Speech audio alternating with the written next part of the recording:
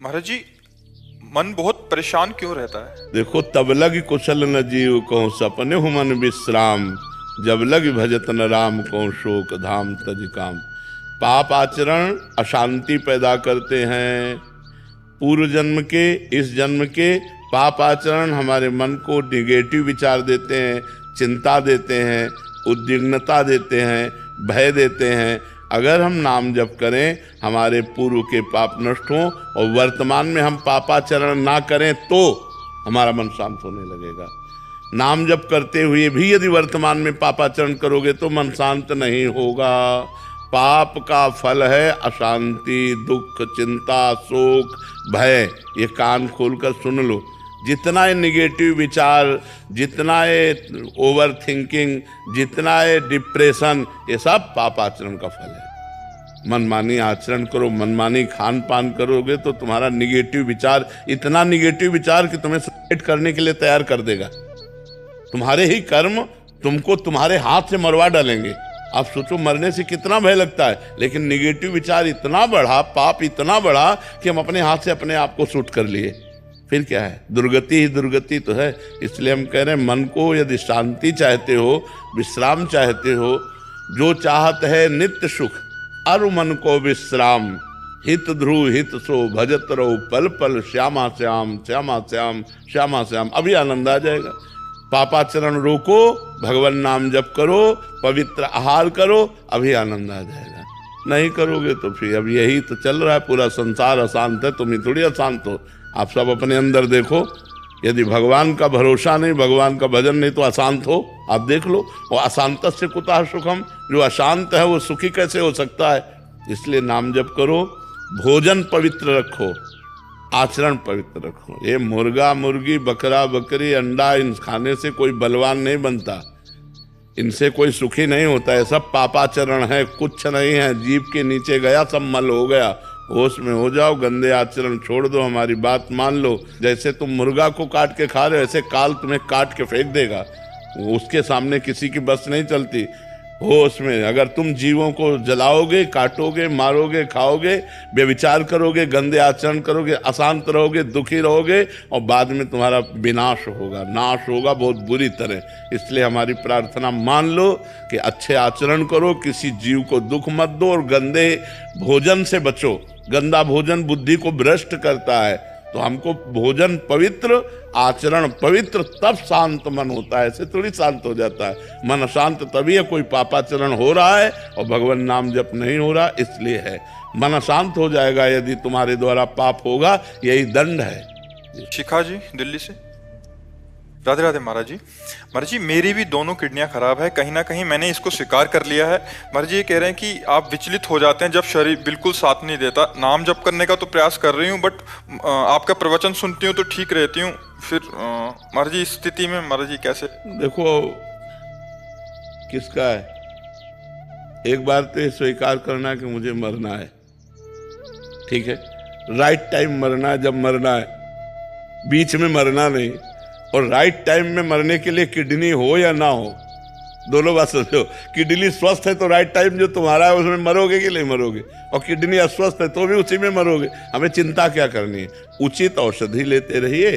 जो रोग के अनुसार हमें खान पान है उसका थोड़ा संयम रखिए, और नाम जप करते रहिए, प्रसन्न रहिए। मरना 100-200 बार तो है नहीं, एक बार मरना। जिसका जिस समय मरना लिखा है उसी समय मरेगा। हमसे कई लोग कहते हैं किडनी बदला लो। अगर हमको 80 साल तक जीना तो हमारी यही किडनी हमको 80 साल तक जिलाएंगे। और अगर नहीं जीना है तो चाहे पूरी किडनी की माला पहना दो, उसी दिन मरेंगे जिस दिन मरना है। क्या चिंता करनी यार? बचपन से जो ज्ञान प्राप्त करते रहे, और अब हम ये डर जाएं किडनी हमारी फेल हो गई, मृत्यु आएगी, डर ये नहीं है। ये सब प्रपंच नहीं। नाम जप करो। हाँ, उस किडनी के अनुसार भोजन करो। डॉक्टर से जानकारी ले लो जो भोजन है, तो उससे परेशानियां कम होंगी। और नाम जप करो, जिस दिन जाना है उसी दिन जाना हो। इसका नाम मृत्यु लोग है, सब मरेंगे, तुम ही थोड़ी मरना है। शरीर को तत्कालिक कष्ट जो होता है, अरे भयानक कष्ट है हमको इस समय, तुम्हारे सामने भयानक कष्ट है। लेकिन हम भगवान के हैं, इसलिए हम मुस्कुराते रहते हैं। कभी भी शिकायत नहीं करेंगे। अरे प्यारे, जो तूने दिया दुख या सुख, सराह सराह करके उसे हम भोगे। प्यार करो भगवान से, तो अभी मस्ती आ जाएगी। शरीर से प्यार करोगे तो क्या है, फिर तो रोना ही पड़ेगा। भगवान से प्यार करो, अभी मस्ती आ जाएगी। हम मस्त क्यों रहते हैं? क्योंकि प्रभु से जुड़े हैं। अगर अभी हमारा निगेटिव चिंतन हो जाए तो अभी हम डाउन हो जाए, अभी निगेटिव आ जाए तो अभी हम परेशान हो जाए। हम सोचते ही रहे राधा राधा राधा राधा राधा, मस्त रहते। वही हम तुम्हें सिखा रहे कि भगवान का नाम लो और उचित भोजन पवित्र आहार करो, जिससे आपको रोग अपना प्रभाव दिखा के प्रभावित न कर पावे, और औषधियाँ लेते रहो। जैसे डॉक्टर बताएं, जब डायलिसिस का नंबर आवे डायलिसिस, और जब मृत्यु का नंबर आ जाएगा तो मृत्यु हो जाएगी। क्या चिंता करना है यार, एक बार मरना है, सबको मरना है। इसका नाम ही है मृत्यु लोक, यहाँ सब मरना ही है। अपने अपने समय पे सब मर जाएंगे, तो हमारा जब समय आएगा तो हम चले जाएंगे। बस राधा राधा जपो, अच्छे कर्म करो, दूसरों को सुख पहुंचाओ। महाराज जी, जो ग्रस्त में है वो कह रहा है एक तो शरीर का रोग, दूसरा परिवार की चिंता, तीसरा है कि कहाँ से धन आएगा। तो इतनी सारी चिंताएं होती हैं महाराज जी। आप तो बाबा जी हैं ऐसे। तो तुम्हारे पास तो कोई है रोने वाला, हमारे पास तो कोई रोने वाला नहीं था। हमारे पास तो कोई 1 रुपया देने वाला नहीं था, हमें तो कोई पानी उठाकर देने वाला नहीं था। एक रोटी भी अगर पानी है तो हमें मांग के पानी है। हमारी कितनी समस्याएं थी, जब समस्याओं से लड़े तो आज समस्याओं का निदान हो गया।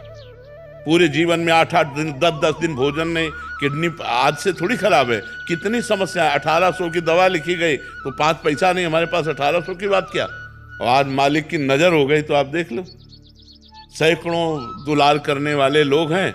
अपने आप मालिक व्यवस्था, तो मालिक की शरण में हो जाओ, व्यवस्था कर देगा। देखो बहुत से ऐसे धार्मिक वो डायलिसिस सेंटर हैं जिनमें कुछ फीस नहीं लगती और वो डायलिसिस कर देते हैं। बहुत से ऐसे लोग हैं जो औषधि फ्री देते हैं। जब हमारे पास ना हो तो हमको ऐसे जगहों का चयन करना चाहिए जहां हम शरीर को औषधि दे सकें, जहां हम जाकर डायलिसिस करवा सकें। ऐसे हैं बहुत से ऐसे डायलिसिस सेंटर हैं जो फ्री होते हैं। तो हमें लगता है कि समस्या हम दिमाग में न रखें, भगवान के ऊपर छोड़ दे तो व्यवस्था कर देंगे। जब मेरे पास पानी देने वाला नहीं, 1 रोटी नहीं, 1 इंच रहने की जगह नहीं, 1 रुपया नहीं, मात्र हमें लगता है 15 वर्ष पहले की बात है,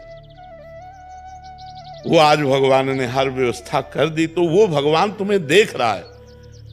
तुम्हें जब तक भगवान पर विश्वास नहीं तब तक ये बात है, जिस दिन विश्वास हो जाएगा वो ऐसे मिला देगा कि सब काम बन जाएंगे, सब बात बन जाएगी।